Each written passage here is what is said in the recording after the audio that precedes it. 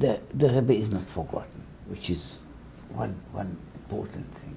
He's not forgotten. It is not like so many heroes that you cannot even sell their biographies a year after they died. Nobody's interested. The Rebbe remains, I would put it this way, the Rebbe remains a very active figure, even though he is not moving with us in this world. That is one thing. There is also the other part, which is the Rebbe alive and here was not just a spiritual being.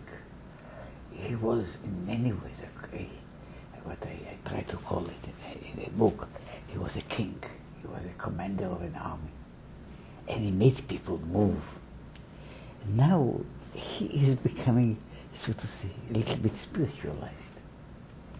He's becoming something like a force. You see, you speak sometimes about the Rebbe, and there are many people.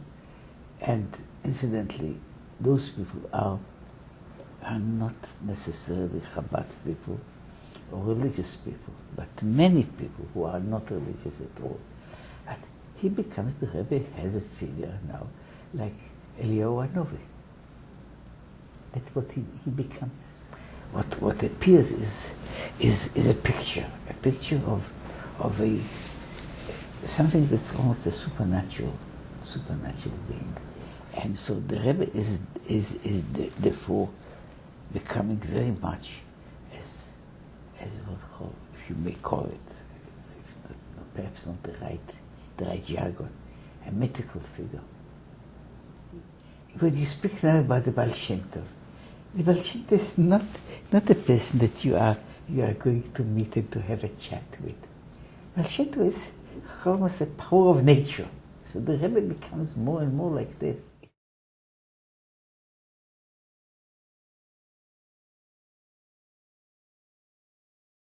It is something that is shaking the world, or if I would put it, not just, I use the words, not the phrase. Coming of Mashiach is the end of history. That is what it is. So some things like this don't move always. They may happen. You may give them a date in a certain time. That is the date. It may take a longer period in which things are happening. It's like it's not just by chance that the redemption is likened in the writings. The best sources, the writings of the prophets, they write about it. It's like giving birth. Now sometimes some children are being born almost without any effort, and the mother doesn't even remember when it happened. Some deliveries take a day and 2 days and 3 days, and there's lots of suffering and lots of bleeding and lots of crying. And so when you speak not about an individual being born, but a world being born, it takes the time, the framework of time is, Chevlei Mashiach can be 2 days, 2 short days of what I call of having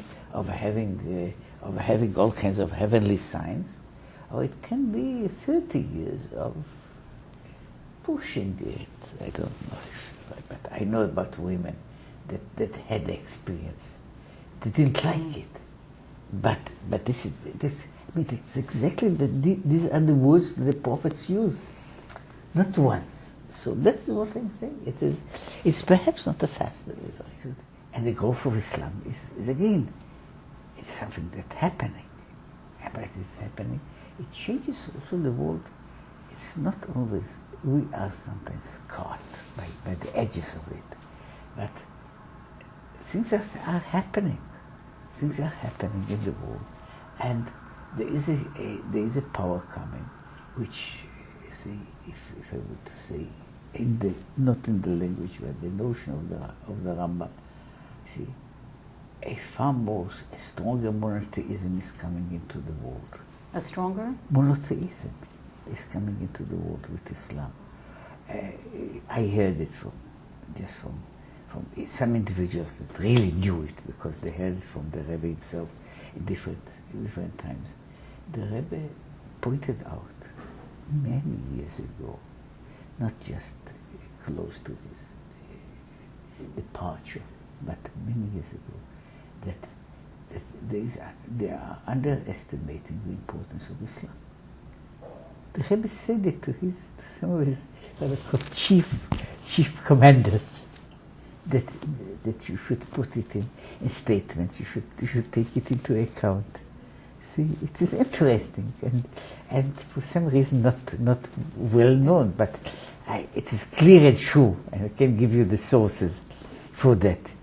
Not written, mostly what I call mostly not interviews, but people that got orders from the Rebbe to behave in a certain way. So I'm saying things are moving, are changing. Are they changing exactly? You see, if things would be changing exactly in the way we dream about them, then it wouldn't be Ikvesa the Mashiach.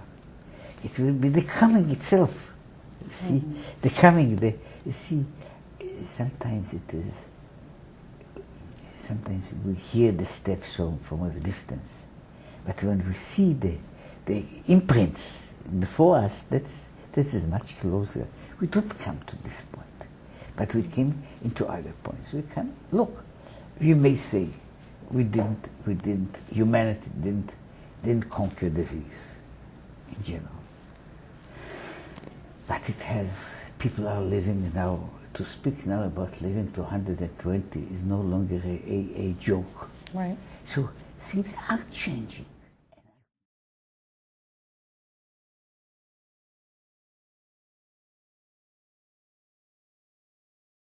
And I can quote about the Rebbe, which is basically what the Kuzari writes about the Jews.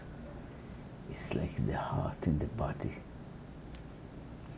It's the strongest and most pained part of the body, because it receives all the pains of every part of the body. It has to be strong in order to survive, which was basically not a bad description of the Rebbe, to receive all the sufferings.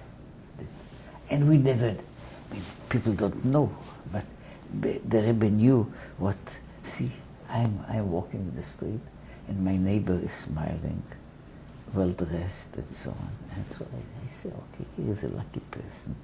Now, the Rebbe possibly knew my source and the neighbor's source and another neighbor's source, and all of them looked smiling and happy. So I'm saying it was a concentration of pain. So the concentration of pain was something that, of course, it was from time to time revealed as not as a change of